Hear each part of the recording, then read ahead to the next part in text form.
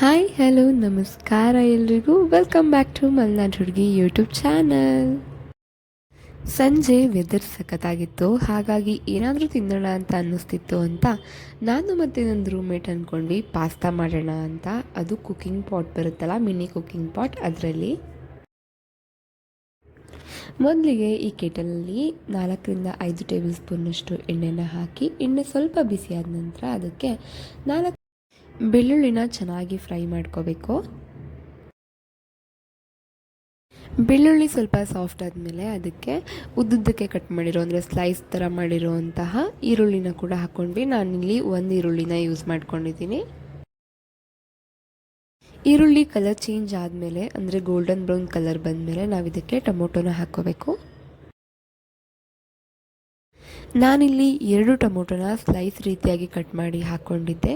ನೀವು ನಂತರ ಕಿಟಲ್ ಅಥವಾ ಬ್ಲೆಂಡರ್ನ ಯೂಸ್ ಮಾಡ್ಕೊಂಡು ಪಾಸ್ತಾ ಮಾಡೋದಾಗಿದ್ದರೆ ಅಥವಾ ಪಿ ಜಿ ಅಥವಾ ಹಾಸ್ಟೆಲಲ್ಲಿ ಇರೋರಾಗಿದ್ದರೆ ಈ ತಪ್ಪನ್ನು ಅವಾಯ್ಡ್ ಮಾಡಿ ಎಷ್ಟು ಸಣ್ಣ ಸಾಧ್ಯನೋ ಅಷ್ಟು ಸಣ್ಣದಾಗಿ ನೀವು ಟೊಮೊಟೊನ ಕಟ್ ಮಾಡ್ಕೊಳ್ಳಿ. ಯಾಕೆ ಅಂತ ವಿಡಿಯೋ ಎಂಡಾಗೋಷ್ಟರಲ್ಲಿ ನಿಮಗೆ ಗೊತ್ತಾಗುತ್ತೆ. ಇವಾಗ ಇದನ್ನ ಲಿಡ್ ಕ್ಲೋಸ್ ಮಾಡಿ ಟೊಮೊಟೊ ಸಾಫ್ಟ್ ಆಗೋವರೆಗೂ ಇದನ್ನು ಬೇಯಿಸ್ಕೋಬೇಕಾಗತ್ತೆ.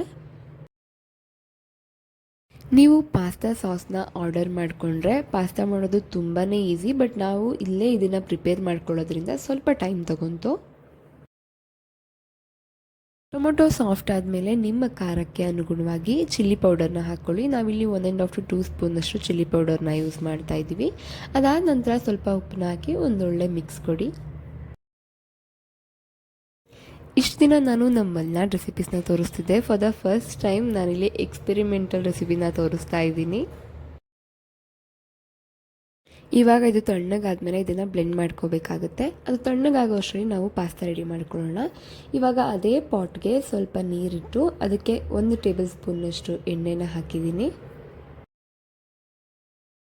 ಎಣ್ಣೆ ಹಾಕೋದ್ರಿಂದ ಪಾಸ್ತಾ ಒಂದಕ್ಕೊಂದು ಅಂಟೋದಿಲ್ಲ, ಬಿಡಿ ಬಿಡಿಯಾಗಿ ಬರುತ್ತೆ ಅಂತ.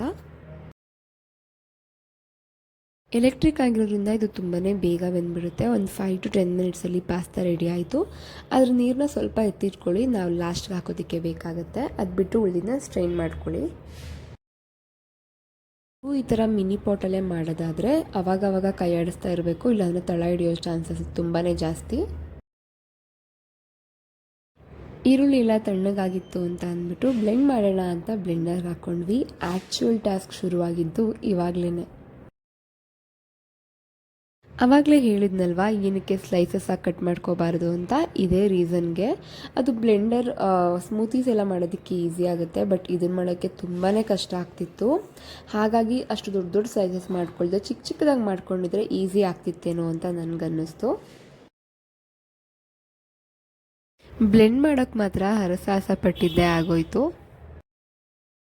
ಯಾಕಂದರೆ ಅದು ಬ್ಲೆಂಡ್ ಆಗ್ತಿಲ್ಲ, ನಾವು ಅದನ್ನು ಬಿಡೋಕ್ಕೂ ರೆಡಿ ಇಲ್ಲ. ಸ್ವಲ್ಪ ಕಡಿಮೆ ಕ್ವಾಂಟಿಟಿ ಕೂಡ ಹಾಕಿ ನೋಡಿದ್ವಿ, ಆದರೂ ಕೂಡ ಬ್ಲೆಂಡ್ ಆಗೋಕ್ಕೆ ರೆಡಿನೇ ಇಲ್ಲ.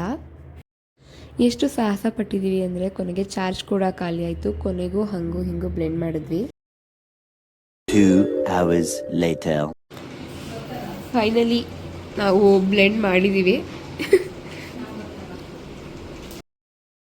ಅದಾದ ನಂತರ ಮಿನಿ ಪಾಟ್ಗೆ 1-2 ಟೇಬಲ್ ಸ್ಪೂನಷ್ಟು ಎಣ್ಣೆನ ಹಾಕಿ ಬ್ಲೆಂಡ್ ಮಾಡಿದಂತಹ ಪ್ಯೂರಿನ ಹಾಕ್ಕೊಂಡು ಒಂದು ಮಿಕ್ಸ್ ಕೊಟ್ವಿ.